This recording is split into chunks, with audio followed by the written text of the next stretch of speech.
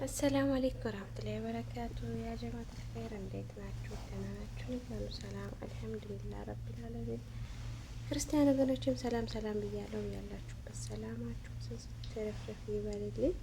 ለቤቱ አዲስ የሆናችሁ ላይክ፣ ሰብስክራይብ በማድረግ ቤተሰቡ ነባሮቹ ደግሞ ላይክ ሼር በማድረግ ፍቅራችሁን ግለጹ እላለሁ። ዛሬ ደግሞ ለየት ባለ መልክ መጥቼላችኋለሁኝ። እንዴት ነኝ ዛሬ? መቼም አምሮብሻል እንደምትሉ ነው ተስፋ ማደርገው፣ ምኞቴ ነው። እስካሁን አልተፈቀደልኝም። ኒቃብ መልበስ እፈልጋለሁ፣ መሰተር እፈልጋለሁ፣ ግን በቃ አልተፈቀደልኝም። ያልፈቀደልኝ ሰው አለ። ሰው ምን አገባው ባንቺ ልትሉ ትችላላችሁ። ግን ብቻ የሆነ ሰው ሊያስገድደኝ የሚችል እና እኔም ግዴታ መስማት ያለብኝ ሰው አለ እና ያ ሰው ደግሞ አላህ ልብ ይስጠው ብላችሁ ዱዓ አድርጉልኝ። እውነት በጣም ነው የምጓጓው፣ በጣም ነው የምቀናው። እውነት በተሰተሩት ሴቶች በጣም ነው የምቀናው። በጣም በቃ እኔ ከምላችሁ በላይ እንደ መስተር ቆንጆ ነገር የለም። በዛኛው ቻናል ላይ ታውቃላችሁ ቪዲዮ ጣለሁ ምናምን። በዚህኛው ግን ምንም አልወጣም፣ ወደፊትም አልወጣም ብዬ ነው ማስበው። ንቃብ ከፈቀደልኝ አይፈቅድም ያልኩ ሰው ኢንሻአላህ ከስታ ደግሞ ኢንሻአላህ እንደዚህ በዚህ መልኩ ቪዲዮ ልሰራ እችላለሁ እና ዱአ አድርጉልኝ። እና ዛሬ ደግሞ የመጣሁት በቪዲዮ በጣም ስለጠፋሁኝ ለምን ብቅ አለልኝ ብዬ አሰብኩኝ ማለት ነው። ምክንያቱም የዩቲዩብ ህግ በወር ውስጥ ቢያንስ 3 ቪዲዮ መልቀቅ ግዴታ ነው፣ በአንድ ወር ውስጥ ማለት ነው። ሾርት አይደለም፣ በሾርት እየመጣው ነው። ግዴታ ደግሞ የሚያውቅ ሰው ነው የነገረኝ፣ ህጉን ምናምን የሚያነብሰው ለዛ የሚያስተምር ሰው በወር 3 ቪዲዮ ግዴታ ነው። እንደዚህ አይነት ረዥም ቪዲዮ ብዙዎቻችን በቃ ሞኔታይዝ ከሆነ እንግዲህ በደንብ እንሰራለን፣ እስከዛ ድረስ ግን ምንም የሚያስጨንቅ ጉዳይ የለም ብለን እናስባለን ማለት ነው። ግን እንደዛ አይደለም። የዩቲዩብ ህጉ ግዴታ ነው የሚያደርገው ይሄን ነገር ማለት ነው። ስለዚህ በቻለን መጠን ቪዲዮ እንስራ እላችኋለሁኝ። ዛሬ ይዤላችሁ መጣሁ። ቁርስ ምን እንደሰራው ምናምን ያሳያችኋለሁኝ። ቁርስ እየሰራሁትን ምናምን ለእናንተም እያሳየው ከእናንተም እያወራው ለቁርስ ስቀርጽ እንደ ሾርት ስለቀረጽኩት በሙሉ ቪዲዮ ስለማይሆንልኝ እሱን ለጥፌ ለምን አላወራችሁም ብዬ አሰብኩኝ ማለት ነው። ቁርስ ደግሞ የሰራሁት ፎሶሊያ ነው የተጠቀምኩት።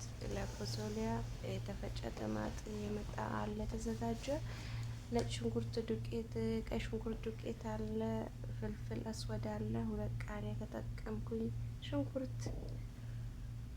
ከዛ በኋላ ፎሶሊያ ትንሿን የተጠቀምኩት ምክንያቱም ያው ከሴትዬ ውጪ ብዙ የሚበላ ሰው የለም ፎሶሊያ።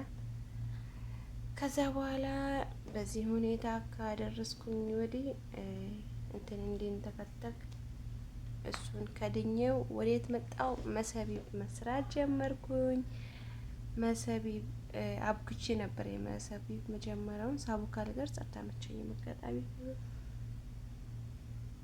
እንደ አጋጣሚ አልተመቸኝም ነበር። እዚህ ጋር ምጣዷን ጠረኳት በሶፍት እና በዘይት ነው የምደረገው። ከዛ በኋላ እንዲህ መስራት ጀመርኩኝ።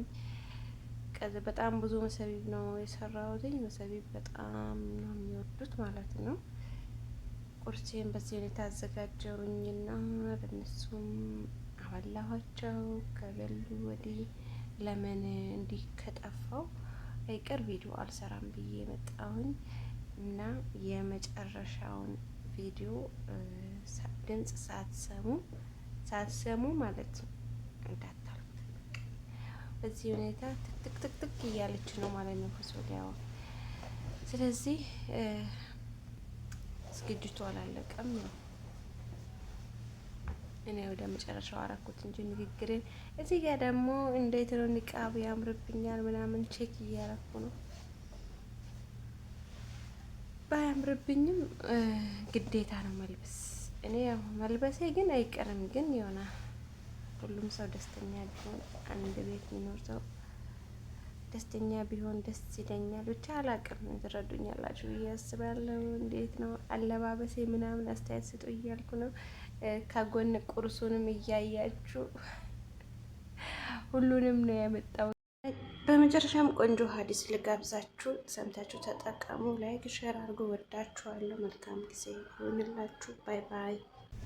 ኢማም ሻፊዒ ከተናገሩት ንግግር አንዱ በጣም የሚገርመኝ ምንድን ነው ኢዛ ተከለምተ ፊማ ላ ያዕኒክ፣ በማይመለከትህና አንተም በማያገባህ ነገር የምትናገራት ንግግር አለ የምትናገራት ንግግር መለከት ከሊመቱ ወለም ተምሊክሃ፣ አንዴ ከወጣች በኋላ ያችን ንግግር አንተ አትቆጣጠራትም፣ ነገር ግን እርሷ ትቆጣጠራለች ነው።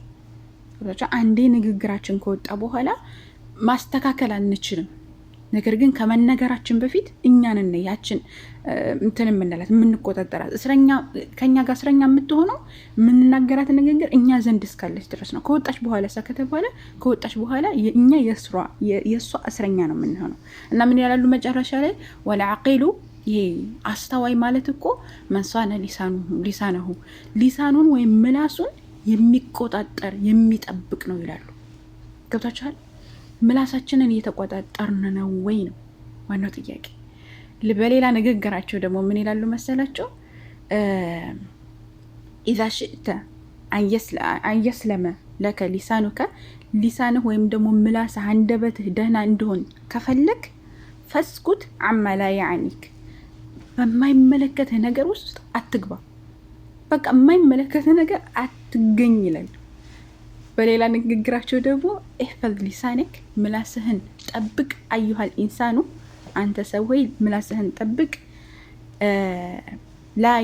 ላ የልደገነከ ኢነሁ ሱዕባኑ፣ እንዳይነድፍህ እንዳይነክስህ እርሱ እኮ እባብ ነው አለ። ምላስ ማለት እባብ ነው፣ እንዳይነድፍህ እንዳይነክስህ።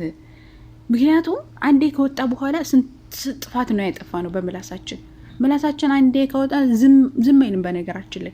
ስለዚህ በምንድን ነው ማለማመድ ያለብን? በዚክር በቁርአን አላህ Subhanahu Wa Ta'ala በመፍራት አላህ Subhanahu Wa Ta'ala በማስታወስ ወደ አላህ Subhanahu Wa Ta'ala በሚያመላክቱ ነገራቶች ምላሳችንን ቢዚ ማድረግ አለብን። ለአእምሮ የምንሰጠው ነገር ከሌለን አእምሮ ለኛ የሚሰጠን ነገር ይኖራል። ያን ደግሞ እንተፈንቶ ዛዛታ ወሬ ምናምን ነው የሚሆነው። በዛ ዛዛታ ደግሞ ምላሳችን መጥፎ ነገራቶች እንድናገር፣ መጥፎ ነገራቶች እንተፈንቶ ነገራቶች እንድንናገር ያደርገናልና ኢማም ሻፊዒ ረሂመሁላህ ተዓላ እንዳሉት ኢህፈዝ ሊሳነክ፣ ምላስህን ጠብቅ።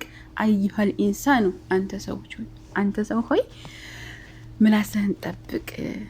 ላ የልደገነከ ኢነሁ ሱዕባን፣ እንዳይነክስህ እንዳይበላህ እርሱ እባብ ነውና ይላሉ። አላህ ይጠብቀን።